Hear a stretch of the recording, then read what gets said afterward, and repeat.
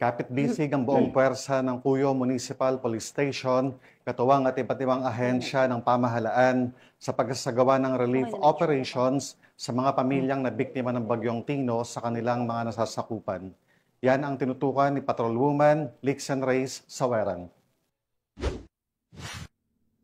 Nakiisa ang mga tauhan ng Cuyo Municipal Police Station sa isinagawang relief operations para sa pamilyang apektado ng Bagyong Tino nito lamang ika-4 ng Nobyembre taong kasalukuyan sa bayan ng Cuyo, Palawan. Kabilang sa kanilang mga ginampanang tungkulin ang pagtulong sa transportasyon ng mga food packs at pagbibigay ng seguridad upang matiyak ang maayos at ligtas na pamamahagi ng tulong sa mga evacuees. Sa kanilang dedikasyon sa pagpapanatili ng kapayapaan at kaayusan sa mga evacuation site, tiniyak ng Cuyo Municipal Police Station na lahat ng pamilyang apektado ay agad na makatanggap ng kinakailangang tulong. Ipinakita ng kanilang pagkakaisa at malasakit ang matibay na paninindigan ng kapulisan sa pagtugon ng tawag ng tungkulin at sa pagbibigay ng makataong serbisyo lalo na sa panahon ng sakuna.